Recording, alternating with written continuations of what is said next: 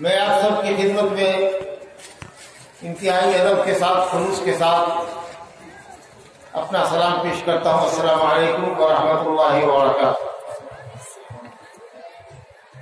بزرگوں، دوستوں، بھائیوں اور بہنوں، آپ کے اس علاقے میں یہ میری پہلی حاضری ہے۔ کئی سالوں سے یہاں کے لوگ مجھ کو جلسے میں شرکت کی دعوت دے رہے تھے اور کوئی نہ کوئی وجہ نہ آنے کی نکل جاتی تھی، اس کی وجہ سے میں معذرت کر دیتا تھا۔ اللہ کو جو کام جس سے جب لینا ہوتا ہے وسائل اور آسانی وہی فراہم کرتا ہے۔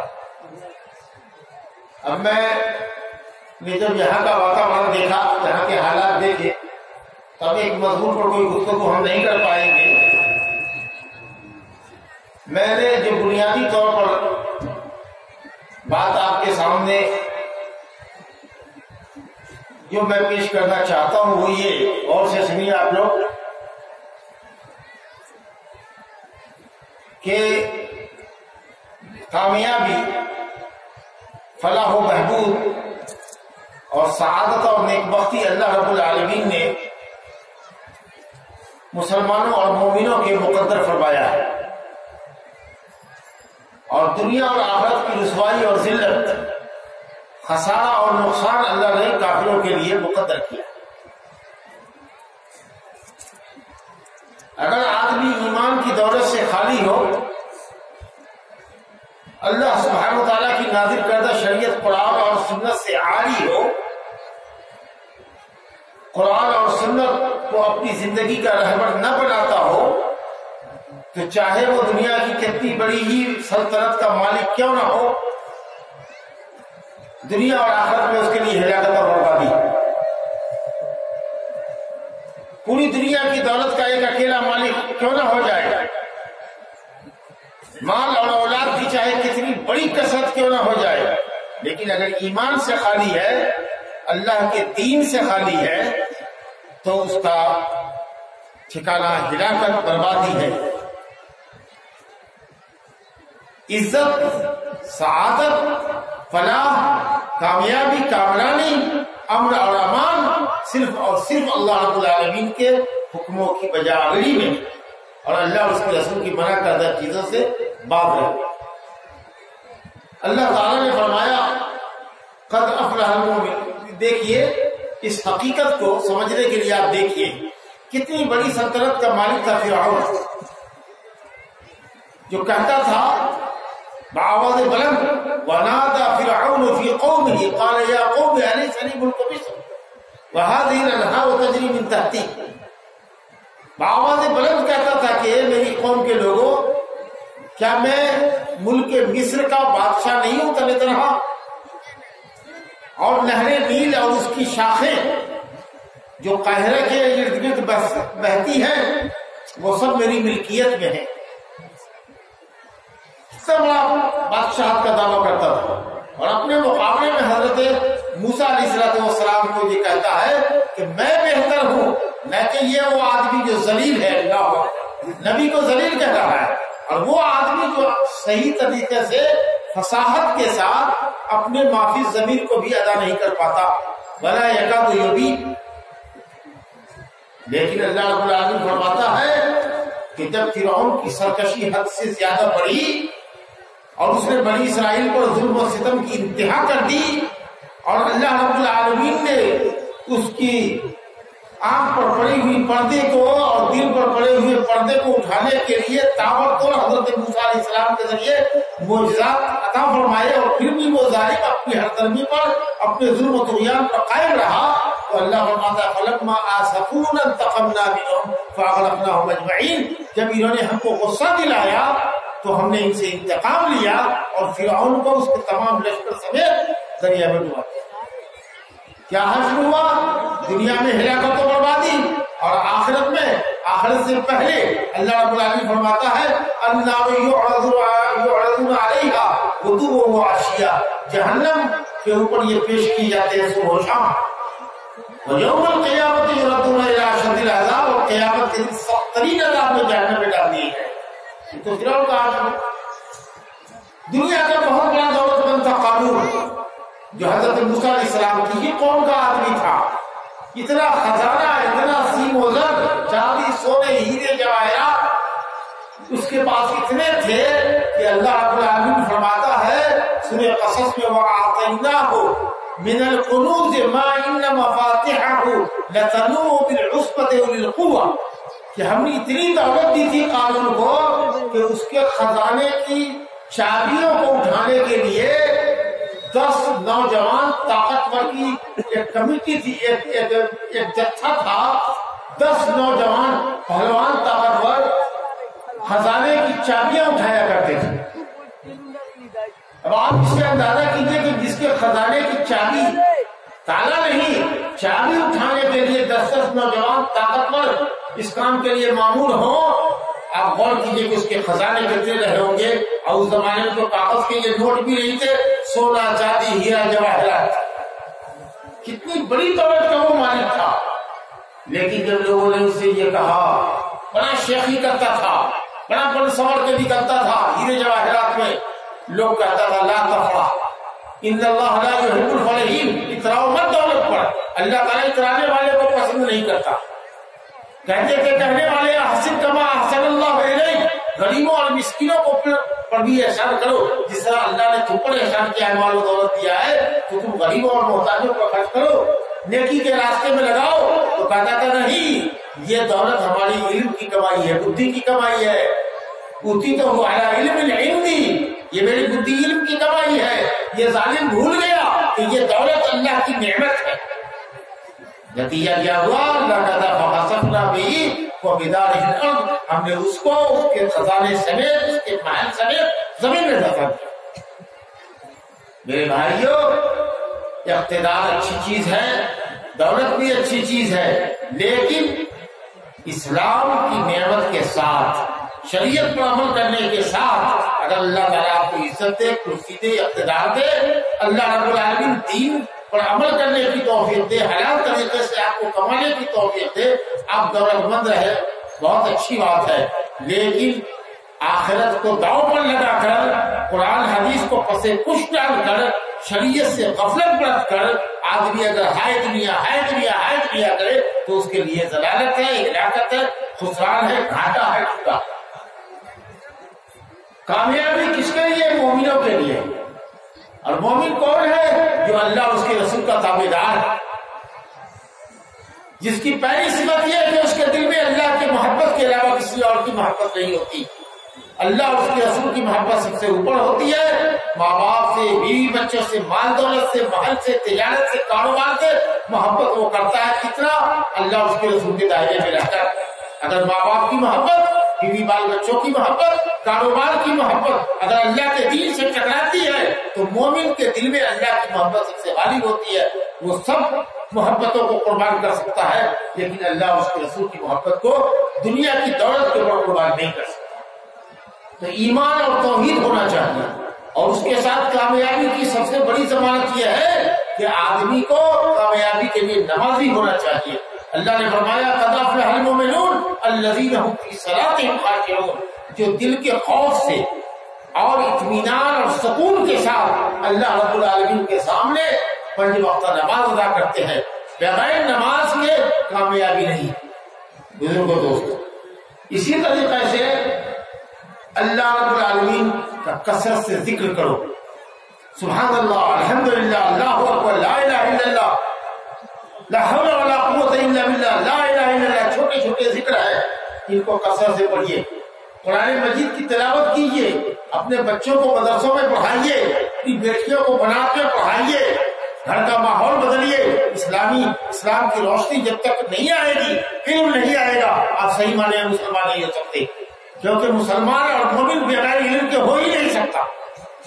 قول اور عمل کے لیے، کسی طرح کا قول کے لیے اور کسی طرح کا دین پر عمل کرنے کے لیے ضروری ہے کہ آپ کے پاس علم کی روشنی ہونی چاہیے. بغیر علم کے آپ اللہ کو پہچان نہیں سکتے، اس کے دین کو پہچان نہیں سکتے. بہت اچھا موقع ہے کہ آپ کے گاؤں میں مدرسہ ہے، کہیں دور جانے کی ضرورت نہیں ہے، ابتدائی تعلیم آپ اپنے بچوں کو یہاں دے سکتے ہیں، بچیوں کو دلا سکتے ہیں، اس کے بعد جو ہونہار بچہ ہے وہ کسی بڑے جامعہ کے اندر چلا جائے گا۔ آپ کے علاقے میں لڑکے اور لڑکیوں کی بڑی بڑی جامعات کھلی ہوئی ہے ماشاءاللہ، کہیں دور جانے کی، یو پی اور بہار کے دوسرے علاقوں میں جانے کی ضرورت نہیں ہے، اتنے اچھے انتظامات تعلیم کے الحمدللہ اللہ کے نیک بندوں نے اور خاص کے مدنی عالموں نے جو مدنیت سے آئے ہیں ماشاءاللہ بڑے بڑے اچھے انتظامات انہوں نے کر رکھے ہیں۔ تو اپنے بچوں کو تعلیم دیجیے تاکہ آپ کے گھر کا قرآن کی تلاوت ہو، اللہ کا ذکر ہو، اللہ کا ذکر کریں گے تو کامیاب ہوں گے۔ اللہ تعالیٰ فرماتا ہے سورہ جمعہ کے اندر وَاذْكُرُوا اللَّهَ كَثِيرًا لَعَلَّكُمْ تفلحون، اگر فلاح اور کامیابی چاہتے ہو تو کثرت سے اللہ کا ذکر کرو۔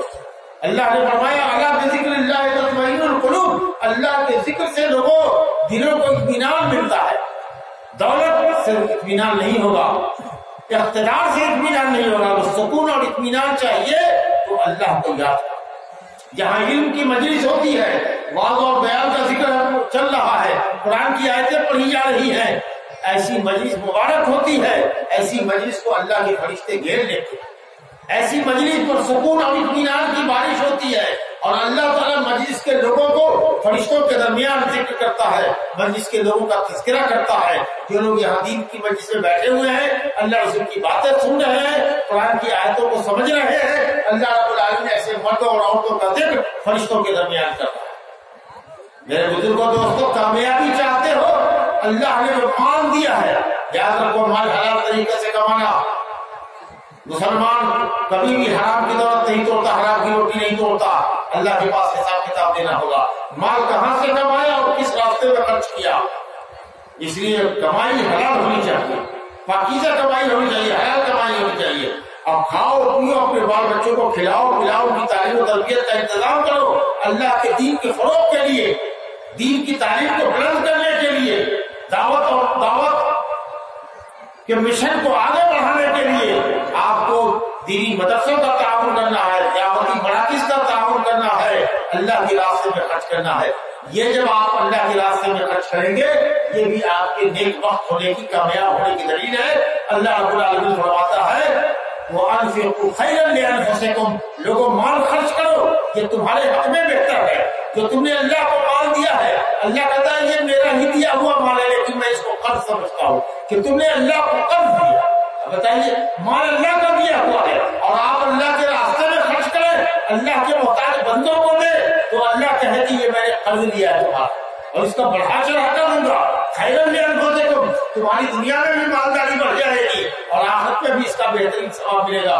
ومن یوق شح نفسہ فاولئک هم المفلحون، جو نفس کی بخالت سے بچ گیا، جس کا دل کشادہ ہے، جس کے دل میں اللہ سے محبت ہے، رسول سے محبت ہے، اللہ کی جنت سے جس کو محبت ہے، مال کی محبت نہیں ہوتی۔ مال تو وہ اللہ کے راستے میں لٹاتا ہے، مال اللہ کے راستے میں لٹاتا ہے، خرچ کرتا ہے۔ تو جو اللہ کے راستے میں خرچ کرتا ہے کشادہ دلی سے، ثواب طلبی کی نیت سے کہ اللہ ہم کو ثواب دے گا، اللہ اس کی دولت میں دنیا میں بھی برکت عطا فرماتا ہے اور اس کے فلاح اور کامیاب ہونے کی گارنٹی دیتا ہے۔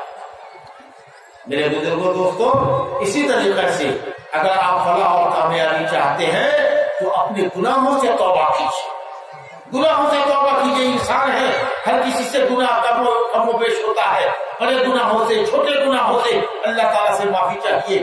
اللہ نے فرمایا ہے فَأَمَّا مَن تَابَ وَآمَنَ وَعَمِلَ صَالِحًا فَعَسَىٰ أَن يَكُونَ مِنَ الْمُفْلِحِينَ، کہا کہ جو شرک سے، گناہ سے، بدعت سے توبہ کرے گا اور ایمان و عمل کی راہ اختیار کرے گا تو اللہ کہتا ہے کہ امید کرو اور قریب وہ لوگ فلاحیاب ہوں گے۔ یعنی یقیناً عسا قرآن مجید میں جہاں بھی آیا ہے وہ وجوب کے معنی میں ہے، لازماً وہ لوگ کامیاب ہوں گے جو گناہوں سے توبہ کرتے ہیں۔ اللہ تعالیٰ توبہ کرنے والوں کو پسند کرتا ہے۔ حدیث ہے کل بنی آدم خطاء وخیر الخطائین التوابون، ہر انسان گناہ کرتا ہے لیکن سب سے بہتر گنہگار وہ ہے کہ اگر اس سے گناہ ہو جائے فوراً اللہ کی طرف رجوع کرے، پلٹے، معافی مانگے۔ اللہ کہتا ہے وَتُوبُوا إِلَى اللَّهِ جَمِيعًا أَيُّهَا الْمُؤْمِنُونَ لَعَلَّكُمْ تُفْلِحُونَ، اے مومنو اللہ سے اپنے گناہوں کی توبہ کرو تاکہ تم کامیاب ہو۔ میرے بزرگوں دوستو، اسی طریقے سے کامیابی اور سعادت کے لیے ضروری ہے کہ ہم ایک دوسرے کے ساتھ اچھا تعاون کریں. ایک مسلمان دوسرے مسلمان کا خیر خواہ ہو, ایک مسلمان دوسرے کے ساتھ تعاون کرے, ایک مسلمان دوسرے مسلمان مجبور محتاج پر خرچ کرے, اس کے کام آئے, اس سے تکلیفوں کو دور کرے, اس کو نفع پہنچائے. ہم اپنے مسلمان بھائی کے ساتھ جو اچھا سلوک کریں گے اللہ ویسے ہی اچھا سلوک ہمارے ساتھ کرے گا. حدیث میں آتا ہے کہ واللہ فی عون العبد ما کان العبد فی عون اخیہ, جب تک انسان دوسرے بھائی مسلمان کی مدد کرتا رہتا ہے اللہ رب العالمین اس مسلمان کی مدد کرتا رہتا ہے. لوگوں آپس میں کانا پھوسی کرو تو گناہ کے لیے کانا پھوسی مت کرو. ایک دوسرے کے کان میں کچھ کہو تو کہا کہ یہ کانا پھوسی تو اکثر غلط ہوتی ہے. لا خیر فی کثیر من نجواہم, اکثر لوگوں کی سرگوشی یا اکثر سرگوشیاں بالکل بیکار ہوتی ہیں, گناہ کی چیز ہوتی ہے. الا من امر بصدقۃ او معروف او احسان او اصلاح بین الناس ومن يفعل ذلك ابتغاء مرضات الله فسوف نؤتيه اجرا عظیما. ایک دوسرے کی کانا پھوسی کرو کاہے کے لیے؟ بھلائی کا حکم کرو. کسی کو کہو کہ چلو مدرسہ میں جلسہ ہے, آج وہاں چلے چندہ دیں گے, وہاں بچے پڑھتے ہیں, یتیم غریب بچے پڑھتے ہیں, پولیو کی تنخواہ دی جاتی ہے, سرکاری کوئی امداد نہیں ملتی ہے, تو صدقہ کرنے کے لیے ابھارو ایک دوسرے کو. ابھی تو اللہ کے راستے میں تو صدقہ کرنے کے لیے ابھارو. جی اس طرح سے کانا پھوسی کرو, کسی کے کانا پھوسی کرو, کان میں کوئی بات اگر کہتے ہو تو کس چیز کے لیے؟ نیکی کے لیے, صدقہ کرنے کے لیے. اور اگر دو مسلمان لڑ پڑے ہیں تو فوراً وہاں پہنچو, ذمہ دار ہو تو, اور ان کے درمیان اصلاح کراؤ. اس کے لیے میرے بزرگوں دوستو یہ سب چیزیں فلاح اور سعادت کی ہیں. اور ایک بات اور کہتا ہوں وہ یہ کہ جب بھی کوئی مصیبت آئے واویلا نہ کرو, صبر کرو. اللہ رب العالمین مومنوں کو ہر دو حال میں ثواب دیتا ہے.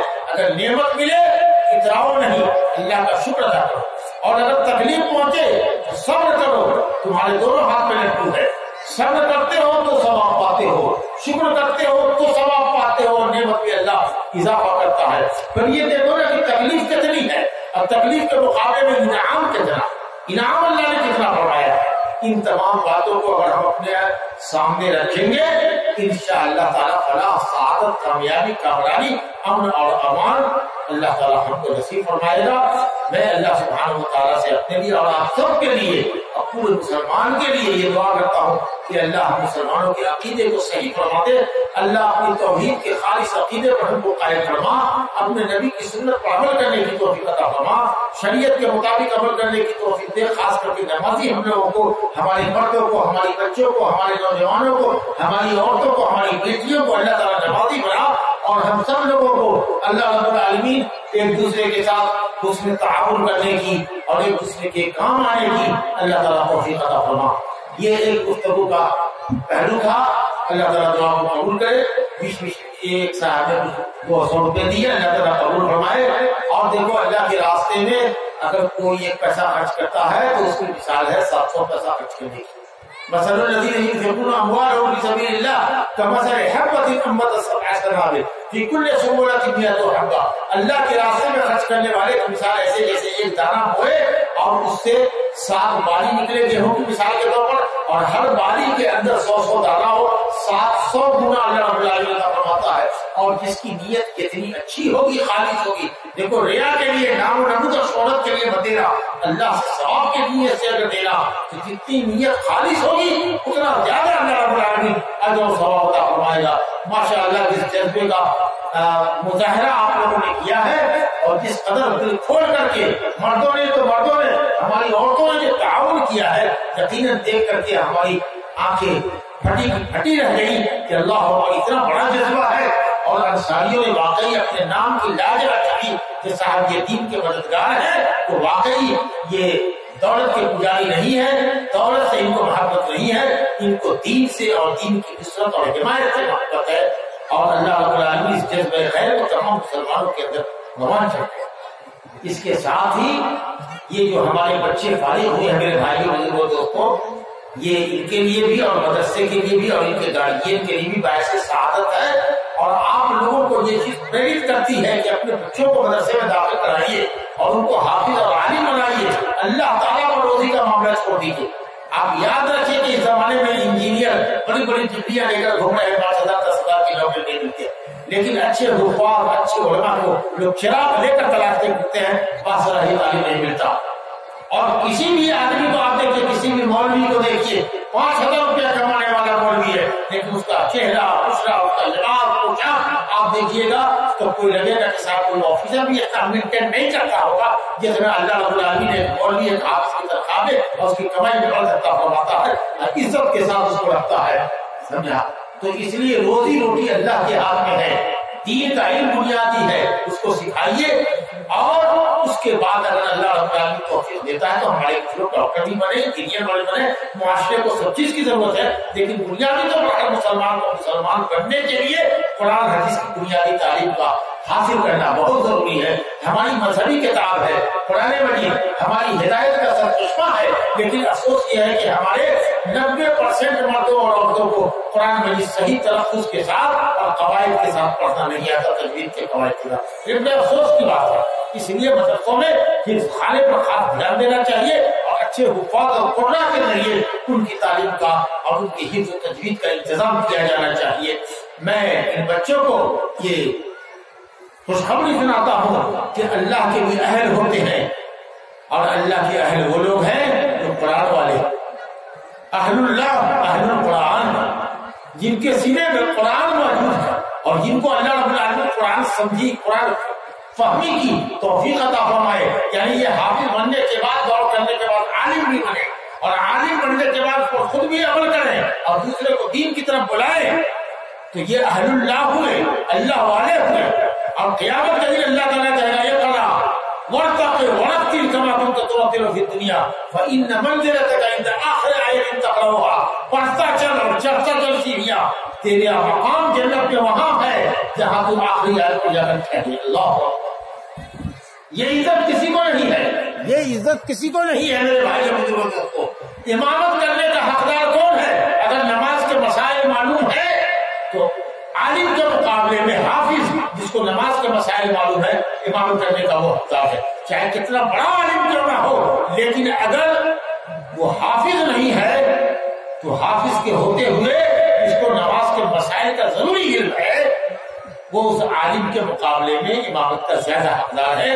یوم القوم اقرأهم لکتاب اللہ فإن كانوا في القراءة سواء فأعلمهم بالسنة۔ تب عالم کی باری آتی ہے، پہلے اقرا کی باری ہے جو قرآن مجید زیادہ صحیح طریقے سے پڑھتا ہو، زیادہ یاد ہو اس کو، بشرطے کہ نماز کے مسائل کا بھی اس کو علم۔ جی نبی کریم صلی اللہ علیہ وسلم کے زمانے میں جنگ احد میں بہت سے صحابہ شہید ہوئے، 70 کے قریب۔ اب ان کے لیے الگ الگ قبریں کھودنا مشکل تھی، بڑے بڑے گڑھے کھودے گئے، اور اس میں جب رکھنے کی باری آئی شہیدوں کو تو آپ پہلے پوچھتے تھے کہ سب سے زیادہ قرآن کس کو یاد تھا، کس کو سب سے زیادہ قرآن یاد تھا، اس کو قبلے کی طرف آگے رکھو۔ اب بتائیے زندگی میں بھی امامت کرنے میں حافظ صاحب آگے ہے، اور قبر کے اندر لٹانے کے اندر بھی کون آگے رہے گا؟ قبلے کی طرف حافظ رہے گا۔ یہ اعزاز کس کو ملے گا بتاؤ؟ یہ اعزاز کس کو؟ اس حافظ کو۔ بس یہ کہ صرف میرا حافظ نہ ہو بلکہ حفظ کے ساتھ ساتھ علم شریعت حاصل کرے، عربی علم حاصل کرے، تاکہ قرآن کو سمجھے، حدیث کو سمجھے۔ اللہ رب العالمین ان بچوں کو بال و پردستی فرمائے، یہ حافظ پختہ بنے، ہمیشہ قرآن کا دور کرے اور قرآن مجید کو پڑھیں دن میں، اور رات میں تہجد میں یا اپنی سنن اور نوافل کے اندر اس کا دور کر لیا کرے، انشاءاللہ کبھی نہیں بھولے گا۔ حضرت عبداللہ بن عمر کہتے تھے کہ دن میں جو کچھ پڑھو رات میں نماز میں اس کو پڑھ لو، انشاءاللہ کبھی قرآن پڑھو۔